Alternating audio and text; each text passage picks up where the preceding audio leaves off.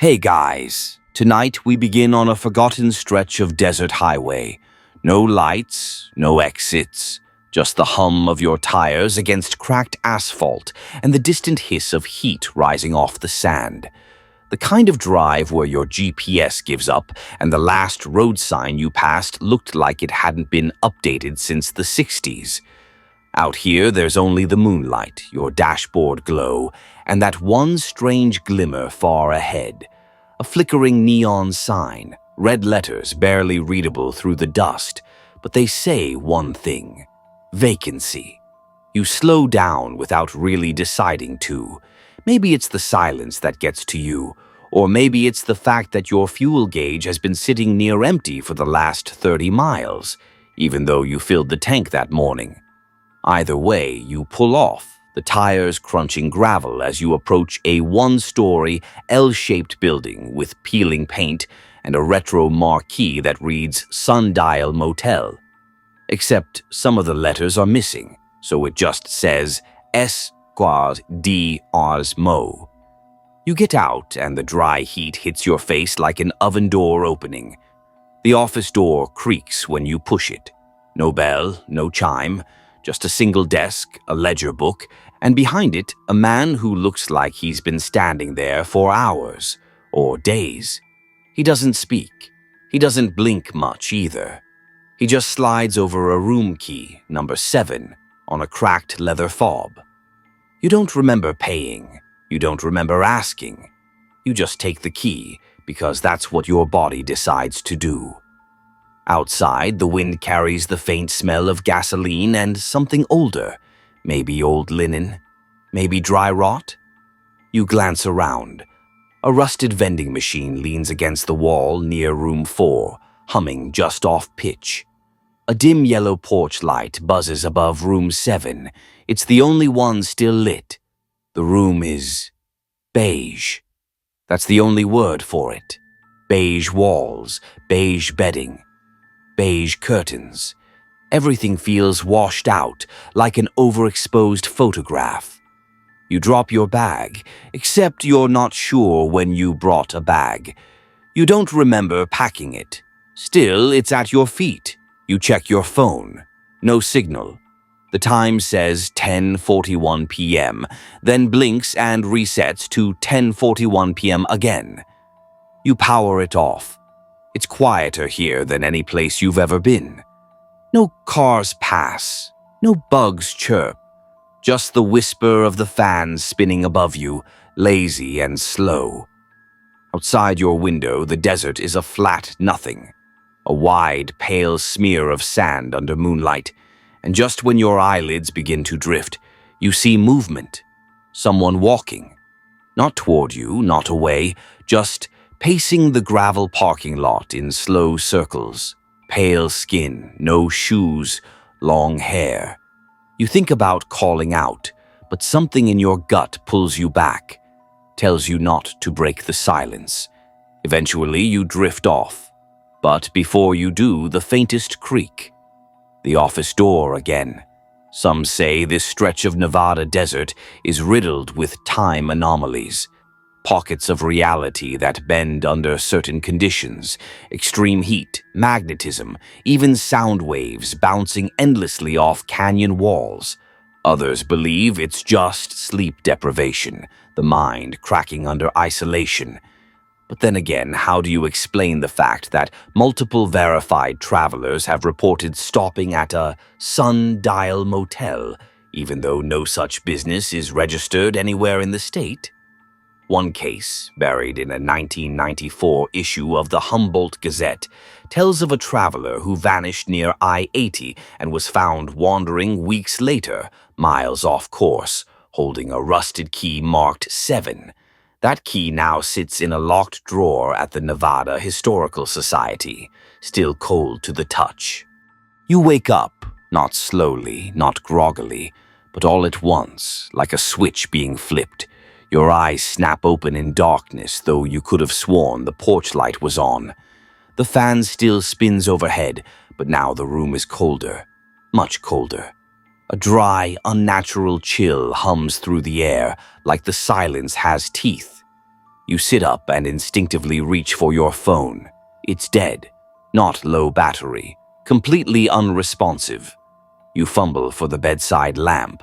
The light flickers to life, and right there, just above the chipped wooden nightstand, the brass room key is floating midair.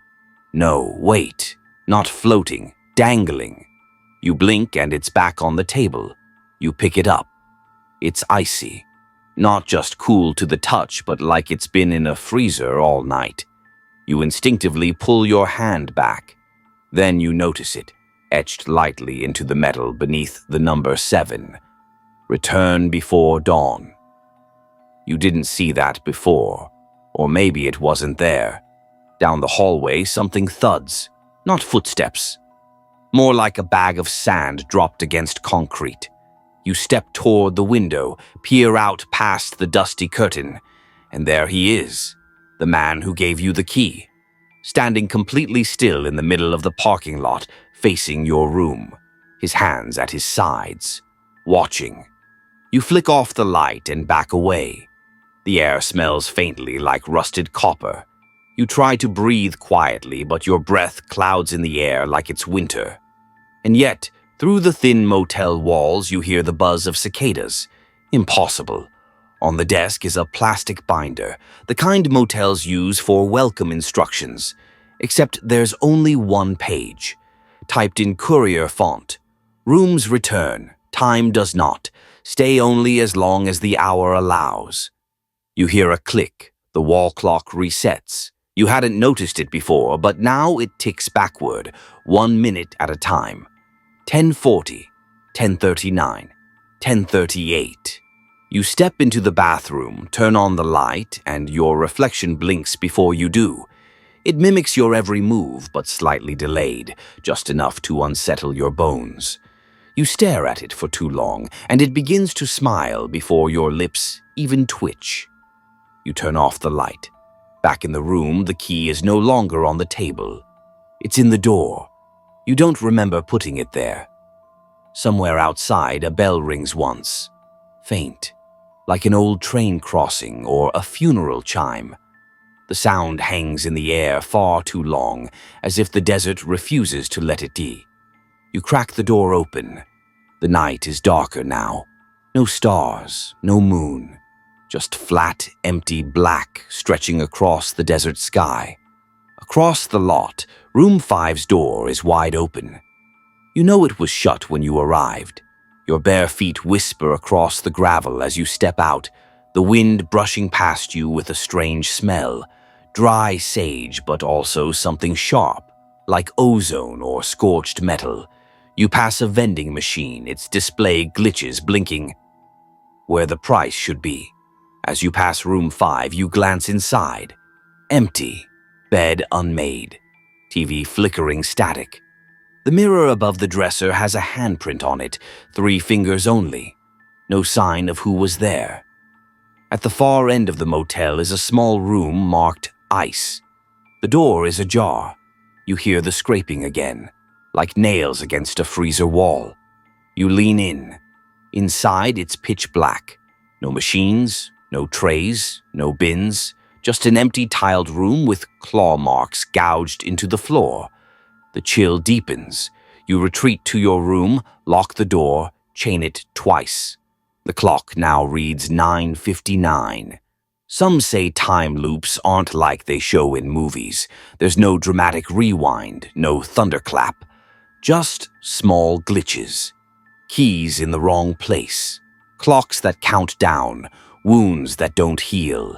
Scholars debate whether the experience is psychological, an echo created by the human brain under trauma, or if certain places simply exist outside the rules, like the phantom motels described in early 20th century travelogues, where guests checked in and never returned, though their names kept appearing in guest books for decades after. One such ledger, found in southern Utah, listed the same 7 names in different handwriting styles, repeated across 12 years.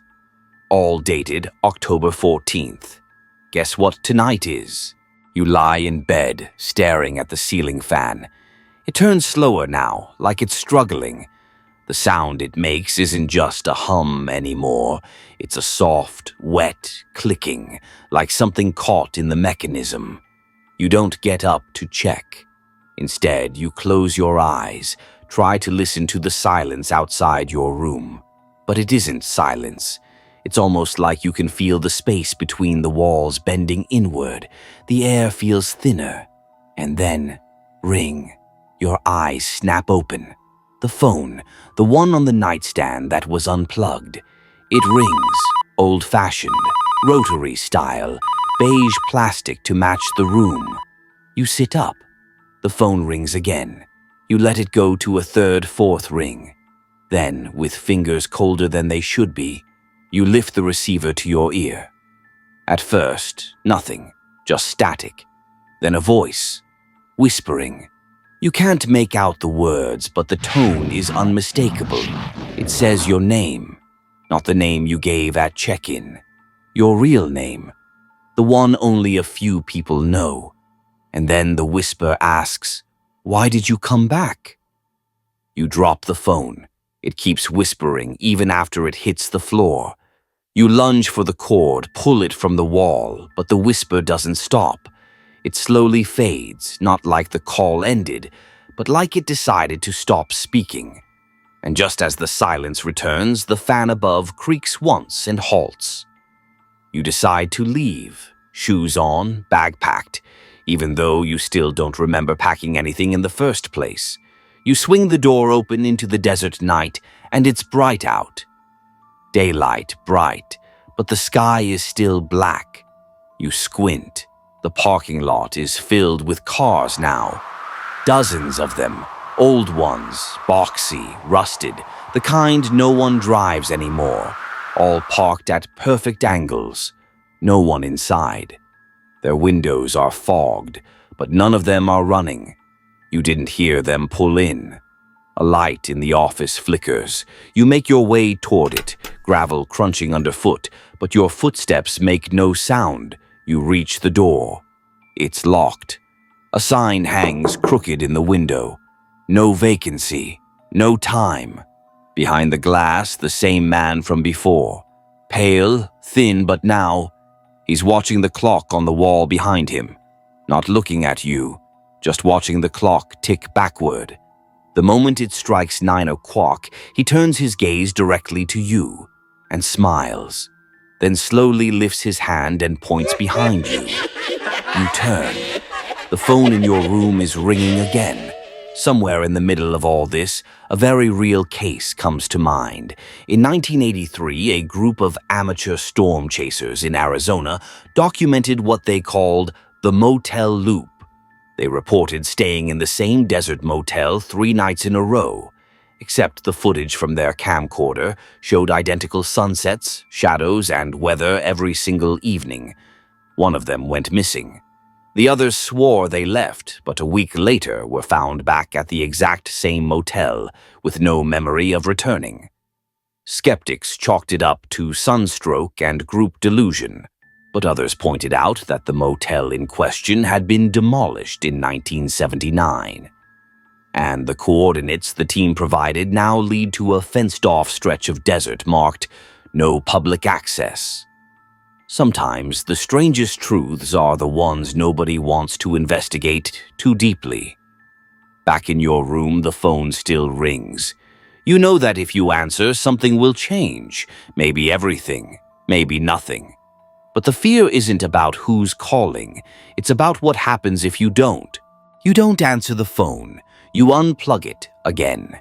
This time, you wrap the cord tightly around the base, place it in the bathroom, and close the door. The ringing stops.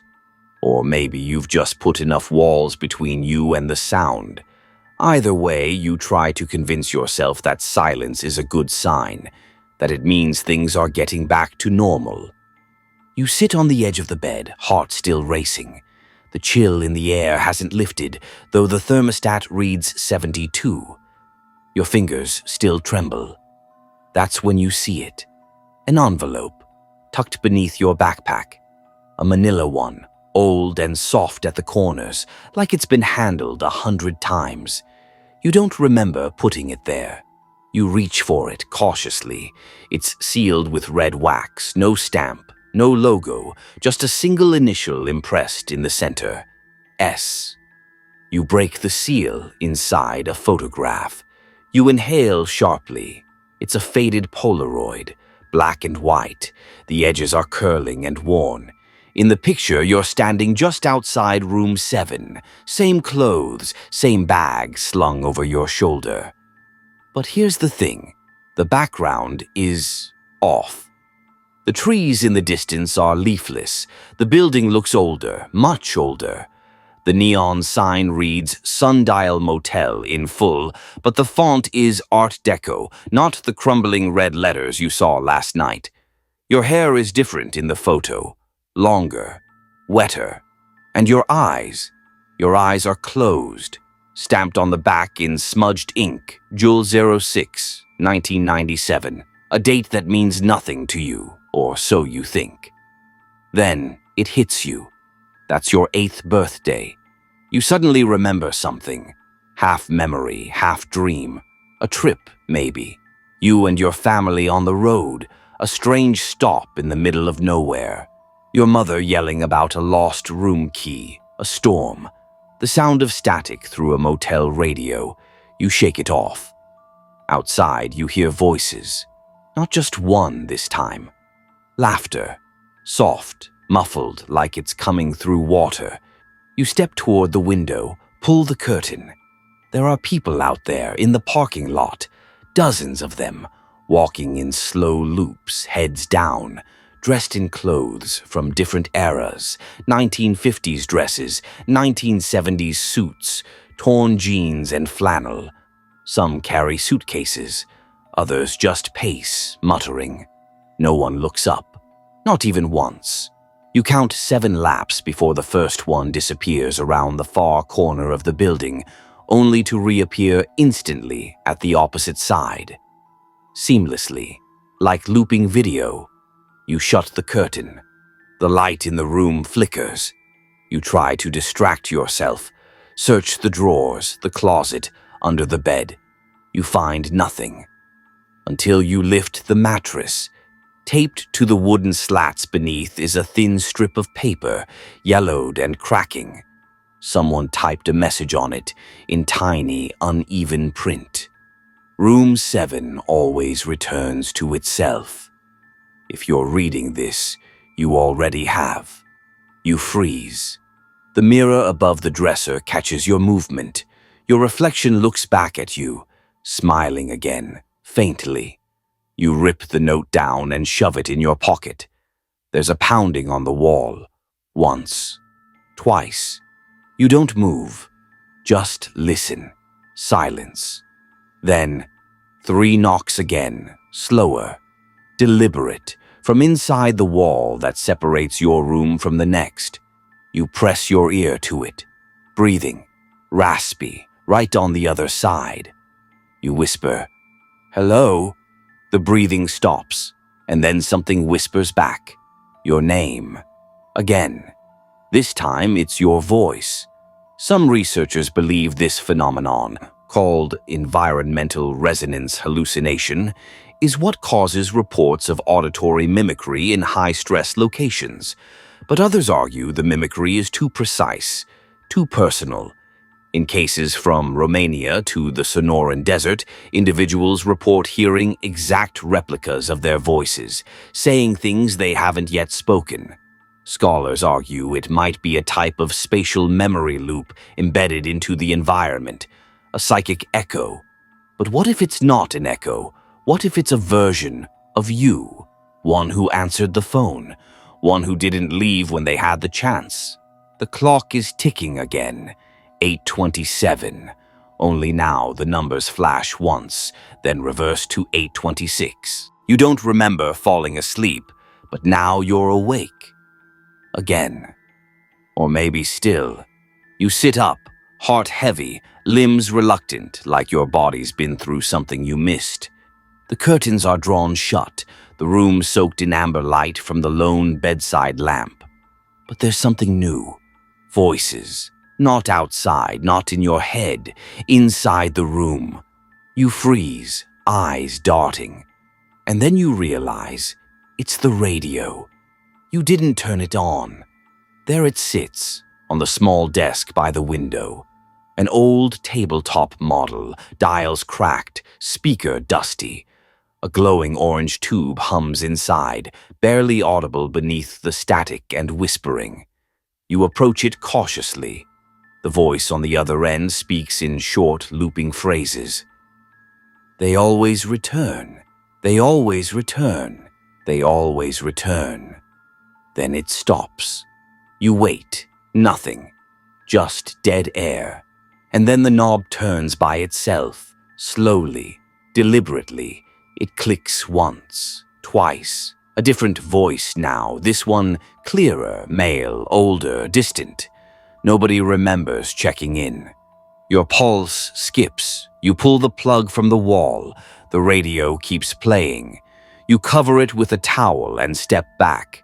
You don't know what's worse, the sound or the silence that would replace it. A knock at the door breaks the tension. You approach slowly, press your eye to the peephole. Nothing. Another knock.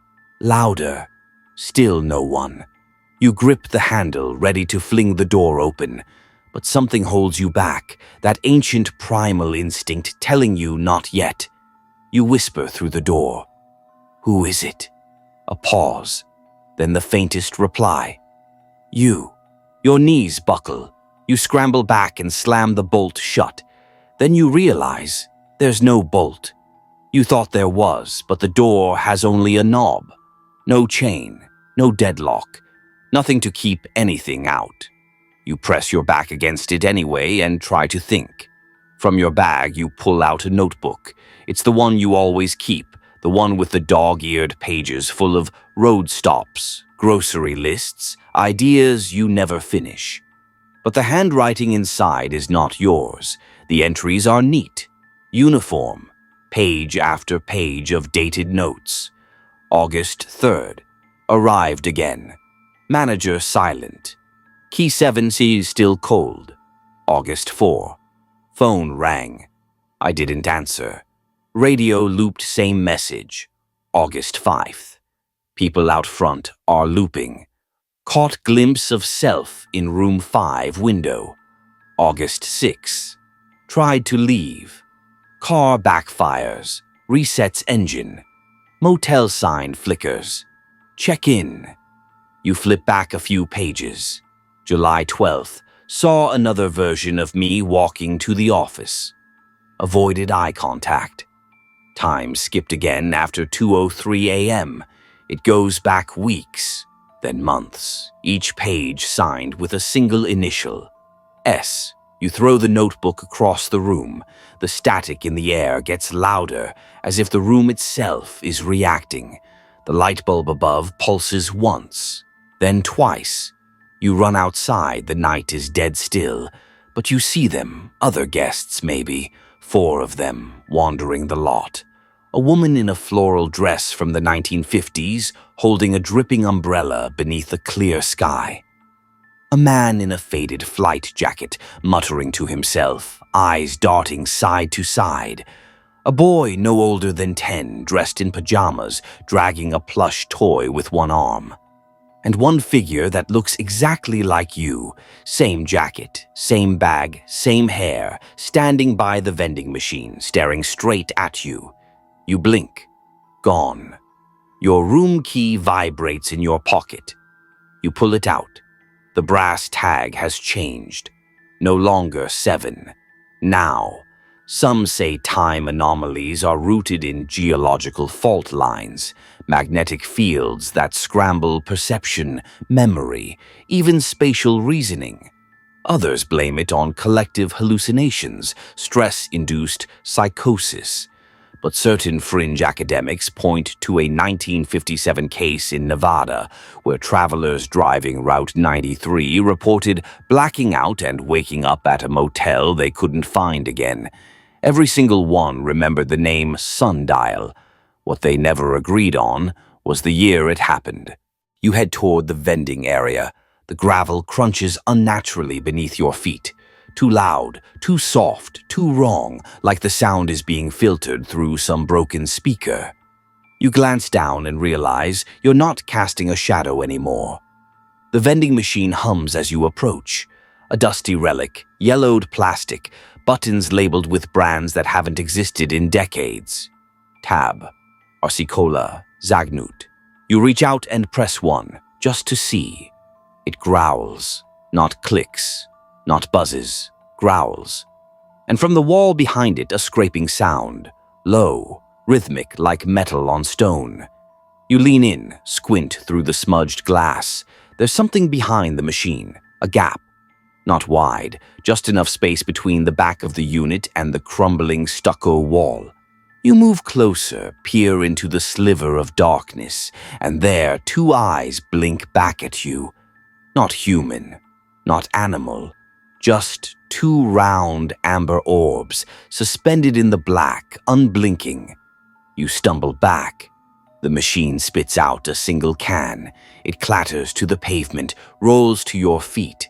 You stare down. It's blank, no label, just a dented aluminum cylinder, cold and slightly wet. You reach for it, hesitate, and finally pick it up. Stamped faintly on the bottom, 7:03 a.m. You toss it aside. The air feels heavier now, like it's being compressed around you. You hear a door creak open behind you and whip around. Room 6. You're sure it was closed. Now it's yawning open like a mouth, light flickering inside. You should walk away. You step in. The room is identical to yours, only everything is slightly reversed. Mirror images. The bed is on the opposite side. The lamps on the wrong nightstand. The picture on the wall, an oil painting of a desert road, points in the opposite direction. And the mirror. Oh, the mirror. It's cracked, not shattered. Just one long fracture right down the center. It bisects your reflection neatly. 2 halves of your face, perfectly symmetrical and completely unfamiliar. You move your head and the halves follow independently. Your stomach turns. On the dresser, a journal. You don't want to open it, but you do. The first page, they feed through memory. Don't let them have yours. The next few pages are blank. Then the handwriting starts, jagged and rushed. Day unknown. I saw something crawl out of the ice machine room. It whispered my name, but it didn't have a mouth. Room 7 always resets. Room 6 does not. Your fingers tremble as you close the book. A breeze blows through the room. You glance at the window. Closed. Then where? You turn. The bathroom door is wide open. You walk toward it. The tile floor is damp. Not just from water, there's a slickness to it. The light flickers above, casting thin, wavering shadows on the walls. And there, etched into the mirror in something brown-red, "Get out before it opens again." You step back into the main room and hear it. The scraping, louder now, from the wall directly behind the bed. You press your ear to it. Nothing at first. Then, a breath, long, slow, from something massive, and the faintest whisper. Feed. You bolt out the door. Outside, the vending machine has tipped over. No soda, just a black void in its place, as if it was never a machine, just a frame for something else. Some say the concept of thin places, zones where reality breaks down, is rooted in ancient Celtic lore. Sites where the veil between worlds is thin, where spirits, time, and even identities bleed across. Anthropologists call them liminal thresholds, but others believe they aren't cultural myths. They're environmental facts, spots where rules stop applying. In 2006, a research assistant from the University of Nevada vanished for 6 days while mapping abandoned travel stops. He reappeared on the 7th, naked, dehydrated, and clutching a motel key with no hotel attached. Key number 7. You retreat to your room, room 7, your so-called safe place, even though by now you know safety here is an illusion. The moment the door shuts behind you, the air shifts again, thicker, more electric. The mirror across the room catches your eye. It's changed. No longer just your reflection, it's showing the room as it was a moment ago, like a memory preserved in glass. You standing in the doorway, you reaching for the lamp, but you're no longer doing those things. Your real self stands still, heart racing. You wave your hand, the reflection doesn't move. Then it begins to smile. Not your smile, its smile. You grab the desk chair and spin it around, backing away from the mirror. The room is breathing again. You swear it is. Curtains sway gently, though the window is shut tight. The ticking of the clock now echoes like a metronome in a cathedral. You glance at your phone, still dead. But now, the screen flickers, just once, enough to show a notification bar sliding down. 7:03 a.m., memory cycle corrupted. You drop it. You try the door. It opens to room 7. Again, not the lot, not the hallway, just another version of the same room, laid out the same, furniture unchanged but slightly off. The walls are a shade darker, the air is warmer, and on the bed is someone sleeping. You, or someone exactly like you. You freeze in the doorway. They stir, eyes flutter, then open. They look directly at you, but they don't react, don't scream, don't speak. They smile, and then reach out toward the nightstand and answer the phone. You don't hear what's said. You don't want to. You shut the door fast and stumble back into your room. The original room 7, if such a thing exists anymore. You back away from the mirror, which now shows a desert storm outside your window. But your actual window remains clear. Something is bleeding through. Some say mirrors have long been associated with spiritual gateways. The Victorian era had elaborate rituals for covering mirrors after death, lest the soul become trapped. Modern physicists, meanwhile, debate the possibility of parallel dimensions existing just millimeters away, only accessible through quantum tunneling or unobservable folds in space-time, or perhaps in poorly lit motel rooms at the right hour. You stare again at the mirror. There are now 2 of you in it, neither matching your current position. One stands behind the desk, one sits on the bed. You turn. The room is empty, yet the reflection remains. They mimic your movements now, but in slight delay, just like earlier. Except this time they don't fade. They linger. One raises its hand. Waves. You do not wave back. The clock behind you ticks louder. 8:02. You write it down. Because writing things down makes them real, anchors them. But as you finish scribbling the numbers, your pen snaps in half. Ink bleeds down your palm. It smells faintly like rust. You wipe it on the bedsheet, which now has a different pattern. When did that change? You look toward the door again. There's a shadow underneath it. Someone or something standing perfectly still, not pacing, not knocking, just waiting. You don't breathe, don't blink. And then the doorknob turns halfway. Slowly, then stops. A voice rasps through the door. Mirrors lie. Listen to the floorboards. And then silence. You fall to your knees, press your ear to the wooden boards. They're humming, vibrating faintly. Then one word. From beneath. Help. Somewhere in Southern California in 1989, a traveling pastor recorded a motel exorcism where the client insisted a spirit was watching from the walls. No spirit was ever found, but the floorboards were later pulled up, revealing hundreds of tiny carvings. Names, repeated over and over. Many matched missing persons reports from nearby counties. All dates, July through September. Your hand shakes as you press it to the floor.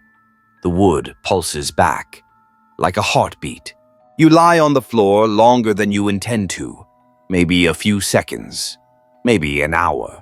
Time is unreliable now. It's bending like heat waves in your vision, like the second hand on the room's clock, which still ticks backward. Eventually, you stand. Not because you feel brave, because something beneath the floor just sighed. You check the mirror again. The two versions of you are gone, for now, but the surface still shimmers faintly like the air around a dying campfire. You turn back to the bed and see something impossible. The wall clock. It's spinning in reverse so fast it's a blur. Then it stops on 7:03. You blink, and the room looks refreshed. The bed is made, your bag is zipped, the radio is gone. On the desk is a fresh notepad with a pen lying neatly on top. The cover says Sundial Motel, Room 7. You open it. First page, blank. Second page, a receipt. Date, August 12th, 1976. Guest, your name. Room 7.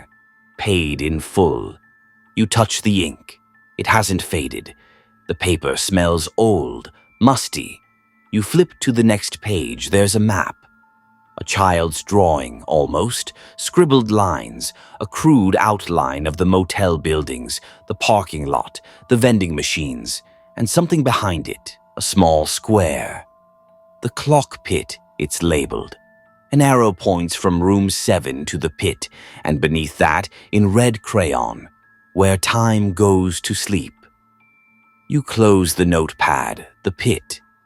You haven't seen it. You glance out the window. Still dark, but the desert looks different. There's a new shape far in the back, beyond the gravel lot, like a sunken courtyard half covered in shadow. You make your way outside, footsteps quiet on the loose stone. The air smells of sagebrush and metal again. The other guests are gone, at least for now. The sky is low and heavy, like the atmosphere itself is pressing down on you. The structure at the back of the property is more than a pit. It's a basin. Cement walls waist-high, filled with old sand and weeds.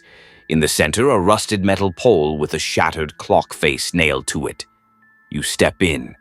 The moment your foot hits the sand, the wind shifts, and you hear ticking.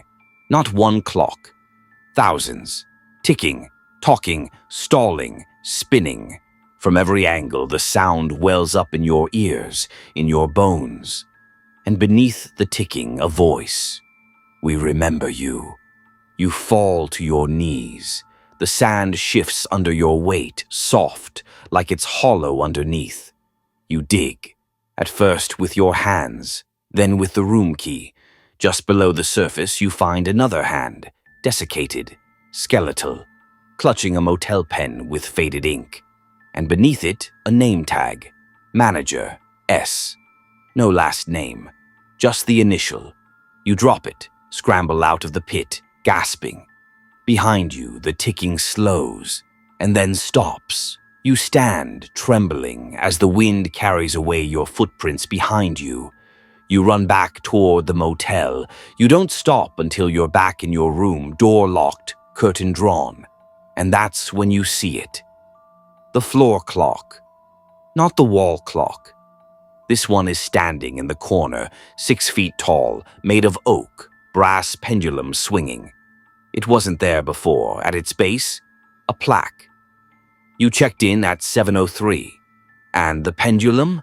Swinging in reverse. Some say the human brain begins to hallucinate when exposed to too much silence, too little light, and prolonged isolation.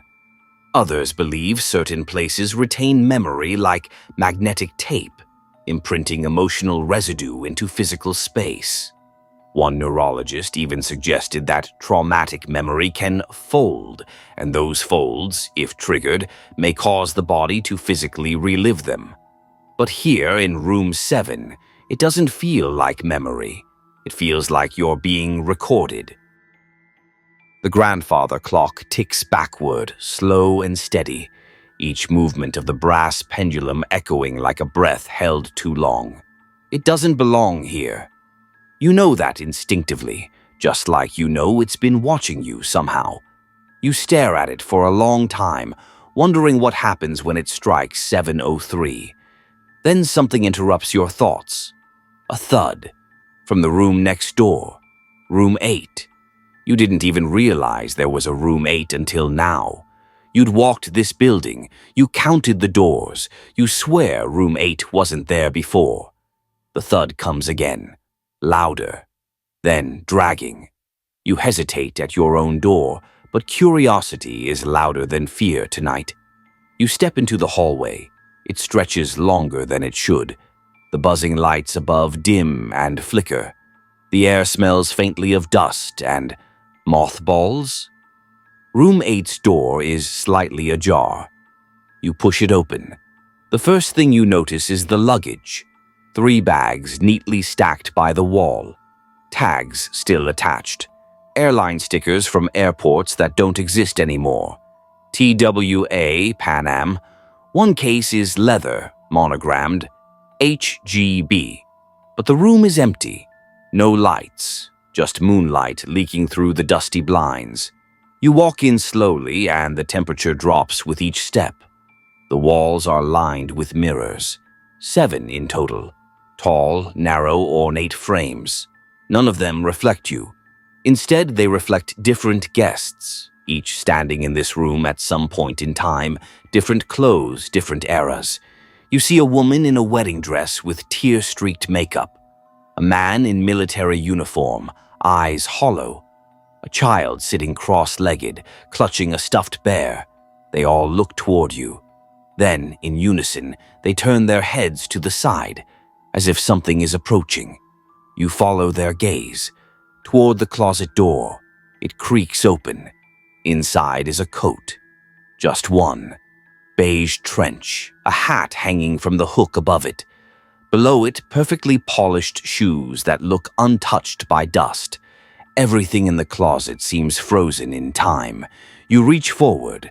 The coat's fabric is warm. Then you notice the name stitched on the tag inside. Property of S. A sudden rush of air blasts through the room. The mirrors go dark. Your reflection snaps back in one of them, screaming. You jump back, heart racing. The door to room 8 slams shut behind you, and that's when you see the bed. Someone's lying on it now. Same woman from the mirror. Eyes open, mouth parted, but not breathing. You step closer. Her hand twitches, just once, and you notice something in her palm, a photo. It's your face. You tear it from her grip and back away. The room begins to shake. The walls ripple like water. You turn to flee, but the door's gone. Vanished. Only a flat wall. You run to the window. Nothing outside. No lot. No motel. Just a blank, gray plain stretching out forever. And then, just when panic begins to rise, everything resets. A click. Room 7. You're standing in the doorway again, as if none of it happened. But the photo is still in your hand. Somewhere, a radio crackles. Please return to your assigned room. You are not permitted in alternate zones. You rush to the desk. The notepad is blank again. You write down, Room 8 exists. Don't forget. As you do, you hear footsteps in the hallway. Heavy, slow. You turn off the lamp. Sit in the dark. Breathe shallow. The steps stop outside your door. A pause. Then a low whisper. Guests vanish, but their luggage remains. Some researchers have speculated about loop echoes, a phenomenon where energy events repeat themselves like grooves on a warped record. Hotel hauntings, for example, often feature travelers reporting the same exact sounds, voices, even smells over decades. But what happens when the echo starts talking back? You don't sleep again. Not really. You just exist, huddled in the corner of room 7, back to the wall, knees up watching the clock tick backward 1 slow second at a time. The grandfather clock is gone when you blink next, replaced by your reflection again. Calm, unaffected, folding laundry on the bed. You never brought laundry. When the first hint of light touches the curtain edges, you risk a look outside, not sunrise, exactly, more like a light approximation of morning. There's still no sun, no sky color, just a dull, grayish haze leaking across the desert. You grab your things. You're leaving. You sprint down the corridor, past the vending machine, upright again, past the ice room, sealed shut now, and head for the front office. But when you swing open the door, your breath stops. The office is empty, not abandoned, empty. No furniture, no desk, just bare concrete floors, dust-covered, and walls painted the same dead beige as your room. The only feature is a framed black and white photo on the wall. You step closer. It shows a group of guests smiling in front of the Sundial Motel. 5 men, 2 women. One of them is the manager. Same blank stare, same posture, same key in his hand, and in the far corner of the photo, half cut off. That's you. You recognize your coat, your bag, the slouch of your shoulders. You stagger back. The frame rattles on the wall but doesn't fall. You step into the back hallway of the office, where the rooms were supposedly used for staff. You find a door marked Archive.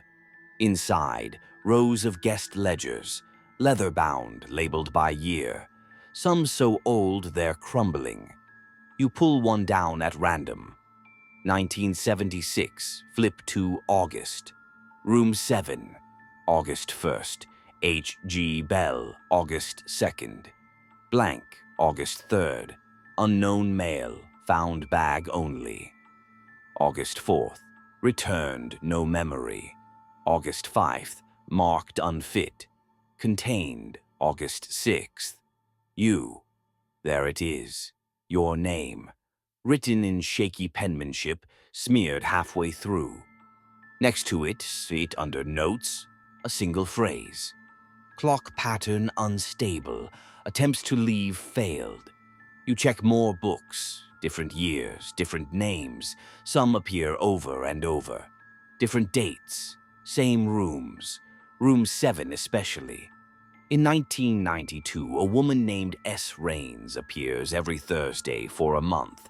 In 2004, a man named M. Walker is listed as checked out on March 14th, but back again on March 15th, and March 16th, and again the 14th. The ledger loops. You open the bottom drawer of the cabinet. Inside, hundreds of brass keys, each numbered 7, each tarnished but still cold, still perfectly intact. Then, at the very back of the drawer, wrapped in tissue, a key with no number, just an infinity symbol. You don't touch it. Some say numbers can become symbols when we give them power. That repeated exposure, trauma, or obsession can imprint a person's experience into an object. Paranormal researchers have long debated whether items like keys or watches act as anchors, tethers for residual energy loops. Others argue it's simpler. Sometimes a place is sick, a place where time doesn't pass, it accumulates. You leave the office. The lot is empty again. No car, no other guests, except one figure, the boy from earlier, in pajamas, dragging his stuffed toy, standing near your car. He looks up at you with hollow eyes, says nothing, just points behind you. You turn. The motel sign has changed, no longer Sundial Motel. Now, we begin at 7:03. The boy is gone. You don't see him leave. He simply isn't there anymore. One moment he's pointing at you, face blank as the desert sky. The next, nothing but gravel. You rush to your car, breath tight in your chest. Keys in hand, you yank open the door and slide in. The seat is warm, familiar, too familiar. You insert the key and turn it. Click. Nothing. Again. Click. Dead. You pop the hood, maybe a loose wire, maybe the battery is drained. You freeze. There's no engine, just a dark, hollow space filled with dust and old motel pamphlets, hundreds of them, layered like feathers, all stamped with the same phrase. Welcome back to the Sundial Motel, check-in time, 7:03. You slam the hood down and stumble back. Your eyes scan the horizon, but there's nothing but desert. Then movement on the far edge of the lot. Someone walking. You squint. It's the woman in the 1950s wedding dress, makeup smudged, hands stiff at her sides, walking straight toward the motel as if drawn by a magnet. As she steps into the shadow of the roofline, her body flickers, like an old VHS tape. Then she vanishes. You run back toward room 7. You don't have a better plan. You burst through the door. The room's changed again. No longer yours. It's someone else's stay now. The air smells of lavender and mothballs. The bed's made, but there's a suitcase on it, unzipped. Inside, a camera, 2 folded maps, and a cassette recorder. You press play. A man's voice crackles to life. Day 3, I think I've been here before. Clock won't stay still. Room smells like someone else. I think he's still in here with me. You hit stop. That voice, you rewind, hit play again, and realize it's your voice. You drop the recorder. Something shifts behind you. The mirror. Again. This time, your reflection isn't alone. Someone stands behind it. A tall figure, long coat, featureless face, no eyes, no mouth. Just the faint outline of what should be there. It raises one hand, touches your shoulder, in the reflection only. Your real shoulder is cold. You turn around. No one there. You spin back to the mirror. The figure is gone, and your reflection has changed. Now you're holding a room key in the image. Number 7, your current self isn't, but the reflection is. And behind your mirror self, a door. A new door, labeled boiler room. You glance behind you, nothing there. You look at the mirror again, still there. You reach out. Your fingers don't meet glass. They pass through just slightly. A soft pressure like warm fog. And then, a knock. Not on the mirror, on your room's front door. Sharp, rhythmic, like Morse code. You approach it slowly. Place your hand against the door. Feel nothing. But the knocking continues. You whisper, "Who is it?" A pause. Then the same voice from the mirror. "We need the clock." Suddenly, your ears ring. Loud, piercing. You stagger, gripping the doorknob, and feel something small in your pocket. You reach in, pull out a watch, an old one. You don't remember owning it. It stopped. 7:03. Every clock, every phone, every wristwatch, every object you've touched in this place. They all stop at the same moment. Why? Some cultures believe certain times of day, called thin hours, serve as transitions between worlds. In Irish folklore, 3:33 was believed to be the devil's hour. But in desert esoterica, as documented by fringe theorists in the 1940s, 7:03 a.m. was the moment the echo window opens, when time briefly forgets its direction. Some researchers claimed it's the time most recorded in lost time abduction stories. You look at the watch. It ticks backward once. You set the watch on the nightstand and step back, as if distance could make sense of it. But the ticking continues, slow, deliberate, and in reverse. Tick, tick, tick. Each beat presses into your chest like an echo of something undone. You glance around room 7 again, trying to spot any more changes, and sure enough, they're everywhere. The bedspread is no longer beige, it's patterned now. tiny sundials arranged in spirals, all pointing in opposite directions. The lamp is different, Victorian, stained glass. Warm, amber tones glow softly, casting a honey-colored hue over everything. And the photograph on the wall, not a desert road anymore. It's you, standing in front of the motel, same bag in hand, same tired expression. But the date in the corner reads August 12th, 28, 5 years from now. You touch the frame and for a second, the image moves. Your photo self shifts slightly, just enough to notice. Then it freezes again. You're not alone in this room. You can feel it. But instead of fear, a strange calm settles over you. Because if everything's looping, if time is just a worn-out track skipping back and forth, then maybe all this has happened before. And maybe you've made it out before. A draft of cool air brushes your arm. You turn, and now in the corner is a small door. It wasn't there 10 seconds ago. A crawl-space hatch, square and wooden, with a brass knob. It's slightly open. You kneel, peer in, pitch black, but deep inside you hear the sound of gears, ticking, clicking, grinding, like the insides of a broken clock. You take a deep breath and crawl in. It's a tight squeeze, the wood pressing against your shoulders. Dust clings to your fingers.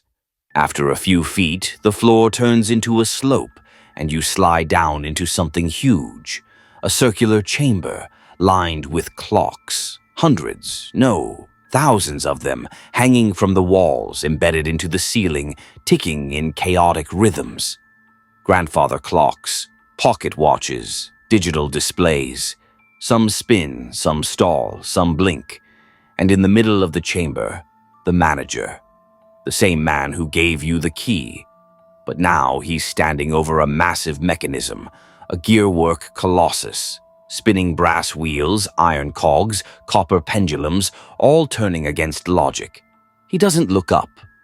Just says, "You're early. Or late. Depends how you define escape." You circle him slowly. "I want to leave." "You always do." You pause. "How many times have I come here?" He shrugs.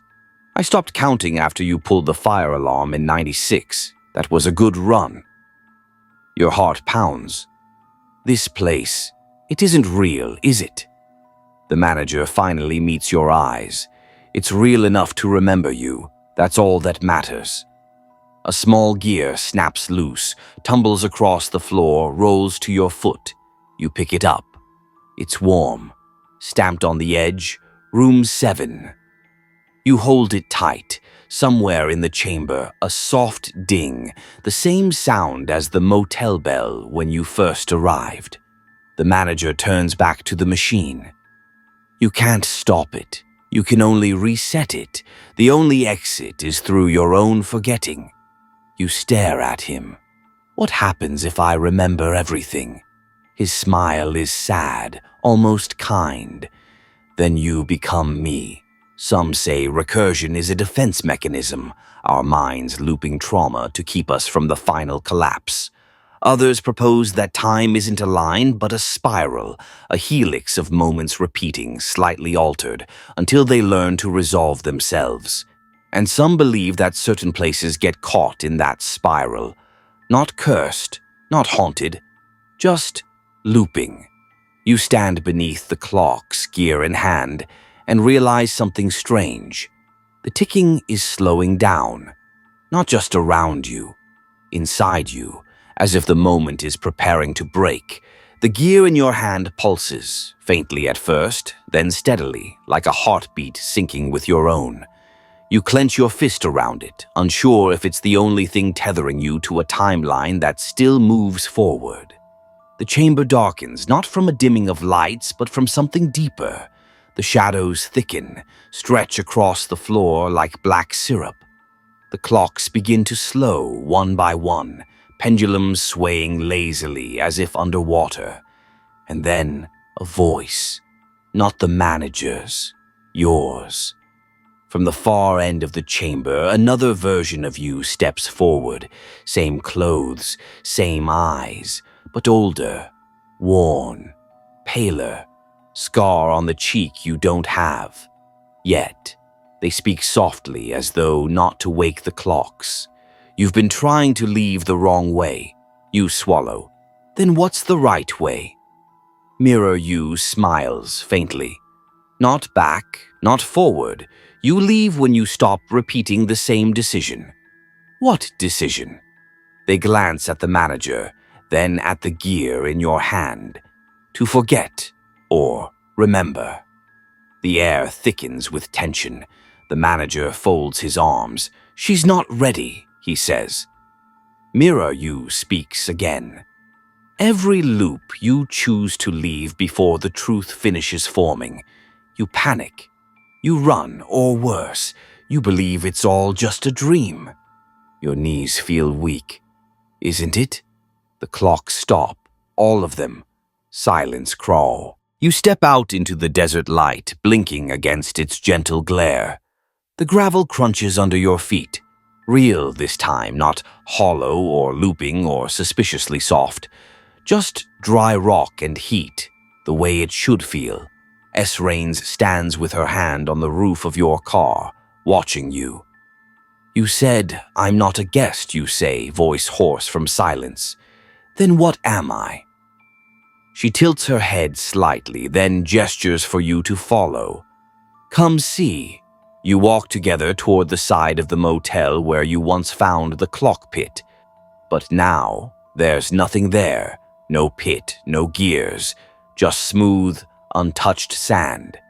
Instead, she leads you around back, past the rusted ice room, past room 8, which is now bricked over, window and all, and into a small maintenance door tucked behind a row of battered vending machines. The hallway inside smells of old metal and lavender, familiar somehow. At the end is a single room marked with a hand-carved wooden plaque, Chrono Records. Inside, shelves, row after row of journals, ledgers, clocks, photos. Some old, some impossibly new. You feel the weight of them, lives folded into pages, loops documented with obsessive precision. S-Rains pulls down a small journal labeled with your initials. Inside, page after page of your loops, some short, some heartbreakingly long. Scribbled notes, frustrated ramblings, sketches of Room 7's layout, maps of the desert, even a few photos. In one, you're laughing. In another, you're running. In the last one, you're sitting by the front office reading. I don't remember doing any of this, you murmur. You will, she says. You glance back at her. So what now? I just work here? She smiles, warmly this time. You help others find their way out. Your breath catches. You mean there are more? Always. She gestures toward a small terminal on the desk, an old typewriter wired to a blinking green display. Someone just checked in, she says. You approach. The screen reads, Room 7. Time of arrival, 7:03 a.m. Primary loop. Unconfirmed identity. Unknown. You press a key and a small drawer slides out. Inside, a familiar brass key with a worn leather fob. Number 7. Only this time it's warm to the touch. Not ice cold. You turn it over. No engraving. No warning. Just a blank slate. A second chance for someone else. Some psychologists believe post-traumatic clarity, the feeling of finally waking up, can be the final step in healing. The shift from recurrence to reflection. One philosopher described it as the moment when you no longer fear remembering. You glance out the window. The sign flickers gently. Sundial Motel, vacancy. No tricks, no glitches, just a place for the lost. And you? You're not lost anymore. You're part of the place, and maybe for now that's enough. The day passes strangely fast, maybe too fast. You spend it learning the rhythm of the place, or perhaps remembering it. The front desk has a logbook. You find your own name already scrawled in the margins, dated years ago, in pen that hasn't faded. Below it, in smaller writing, promoted to observer. You chuckle despite yourself. S. Rains spends most of the day quietly organizing old keys, checking watches that no longer tick. Every so often, a guest steps out of their room, eyes wide, confused, and you guide them gently, not with answers, just with presence. Calm, a voice, a steady hand. That's all anyone really needs at first. When the sky darkens, she hands you a folded envelope. "It's time," she says softly. You open it. Inside, a photograph, black and white, slightly curled at the corners. You standing in front of room 7, but behind you, barely visible in the grain, someone else watches from the window. You don't recognize the figure. Not yet. S. Rains nods toward the lot. You'll know what to do. You walk outside as the sky fades to night. The neon sign buzzes gently above. Vacancy glows steady. A car pulls in. Dust kicks up. A single figure steps out, blinking into the twilight, bag over one shoulder. They look just like you did. Alone, confused, stuck between knowing and unknowing. They glance at you and you smile. Not too warm, just enough. You hand them the key to room 7. Their fingers brush yours, and for a second something flickers in their eyes. Maybe it's recognition, maybe not. They walk toward the door, and you stay behind, breathing the desert night air. You check your own watch. 7:03 a.m. Again, still, always. But this time it doesn't tick backward. This time it just ticks. Some say healing isn't a straight line. It loops, twists, doubles back. But those who've made it through often say, it doesn't matter how many times you return, as long as you return a little more whole. You are no longer the story. You are the storyteller, and your time has just begun. Now, just take a moment. Let your breath slow. Let the story settle around you like sand cooling after sunset. There's no rush, no clock running down. You're here, in the quiet now. And that matters. Maybe you've been to your own version of the Sundial Motel, a place you kept revisiting, unsure why. Maybe it was a thought, a person, a pattern you couldn't seem to break. But each time you come back to it, you're different. Maybe just a little, maybe just enough. And maybe that's the only way forward. Through, not around, not back. Just through. Let the desert wind carry away what you no longer need. The echoes, the fragments, the ticking that kept you up at night. Let it fade, let it go. You're safe now. The lights have dimmed, the clocks are quiet. And you're exactly where you're supposed to be. No more loops tonight. Just rest. Just silence. Just stillness. Sweet dreams, traveler.